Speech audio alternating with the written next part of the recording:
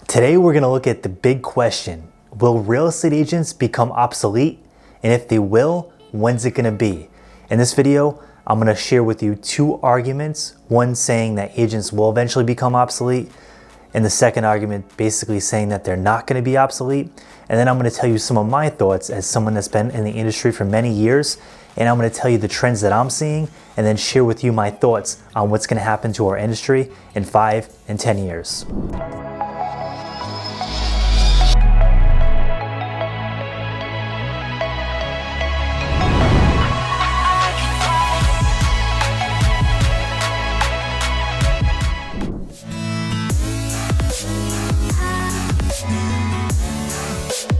All right, so let's dive into the big question. And this is a scary question. It's oftentimes a very touchy subject for agents because, let's face it, the majority of full-time agents depend on real estate sales as their full-time primary source of income.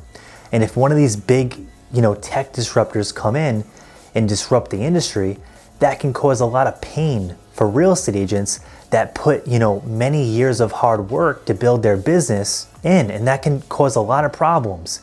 And, let's face it, the majority of full-time agents went through a lot of struggle and a lot of grind to get to where they're at and build a client base and become successful. So they're afraid that eventually that could be wiped away, especially when these conversations come up. But I'm going to kind of share with you two arguments to start. One basically saying why that could happen. The second basically stating why it probably won't happen. And then I'm going to share my insight on what I think is personally going to happen. So let's dive right into it. Here's the first argument, and that's why agents could become obsolete, right? Let's face it, this is a huge industry, and there's a lot of money being spent in this industry. There's a lot of money being produced, and it's a huge market cap. So for a tech company or anybody that wants to get in on the action, it's been hard because real estate is such a fragmented industry. There are thousands of agents in every single state fighting for a market share of that business.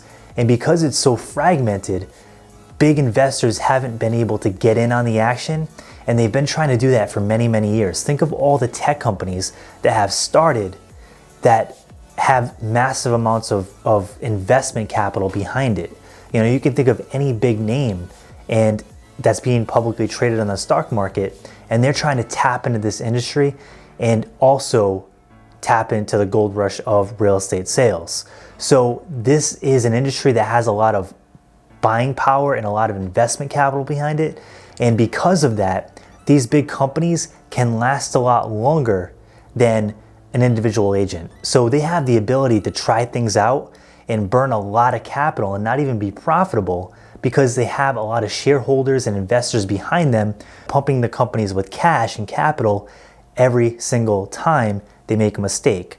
Because of that, they have a huge advantage, and they have the opportunity to test things in the marketplace that individual agents just can't do. They can't afford to do it because individual agents, they're small business owners, and there's only so much money you can spend on an idea before you go broke. The next fact is many people want to not only get into the industry, they want to disrupt the industry. So what they want to do is they want to make major changes to the industry that would change the way real estate's done. And they think that if they can reinvent the wheel, that they'll take the majority of the market share. So instead of, a seller or a buyer calling the local agent, they want that person to call them because they're either giving them a better deal or a discount, or maybe they're just even given a different service, or they have a different value proposition. So a lot of these companies are trying to tap into the market and see what the pain points are, and then they're trying to craft their value proposition based on that. So they're not only trying to get into the industry, they're trying to change the industry. The next key point, and I think this is one of the most fatal flaws that we have made as real estate agents, as a community, is we've allowed a lot of these big disruptors and these big tech companies to come in and brand themselves as the expert. 10 years ago, Zillow was just a website that people went on and clicked on pictures. But as time has gone on, they're starting to trust the brand more than they trust us. How many times have you gone to a listing appointment and they're like, hey, Zillow said my house is worth this much. Why are you telling me it's worth this? And the reason they're saying that is Zillow has bought themselves away into the marketplace, and the consumer, basically who we're marketing to, our clients, sees them as an authority figure in the marketplace. So that's a big problem, because whoever has the market share and whoever wins the heart of the customer ultimately is seen as the authority figure, and that's who the client's going to listen to.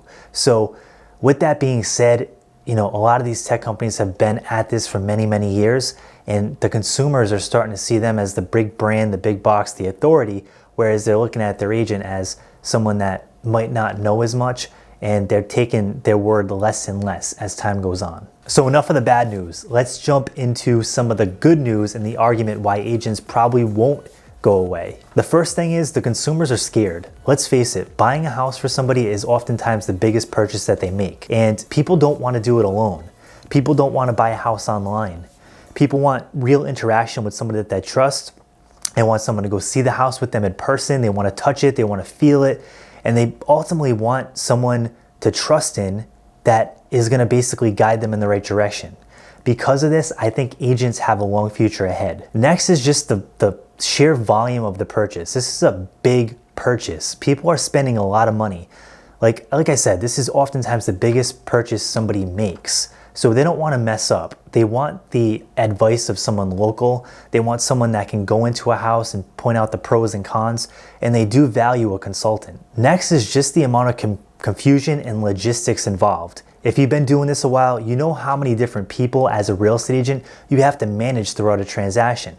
You have to communicate with appraisers, you have to communicate with mortgage experts, you have to communicate with all different people, closing attorneys. There's so many people in a transaction that you have to communicate with to make the pieces of the puzzle come together and have a smooth transaction.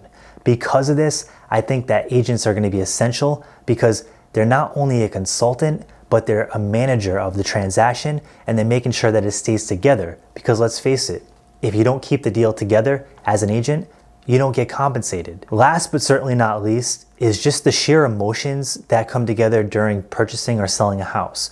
When you sell a house, it's not like an average investment, because you oftentimes have an emotional connection to it, especially if it's something that you're buying for yourself, or maybe it's something that you lived in for a long period of time. So when you're selling a property, it's a lot more of a heartfelt transaction. It's not like when you go to your stock brokerage account and say, hey, I want to sell 25 shares of stock. It doesn't really affect you in that way, because there's nothing sentimental about it. But if you bought a house 10 years ago, you raised your kids in that house, you had a family in that house, whatever you did in the house, whatever that means to you, there's a lot more emotional connection tied to it. And because of that, I think agents really provide value, where they can kind of take someone's hand and guide them through the transaction and provide them with some comfort. Next, let's dive into what I personally think is going to happen with our industry. And I think it's going to be a mix of both. And I think people are discounting the value of agents when they're arguing for the, agents are going to go extinct, they're not going to be around, blah, blah, blah.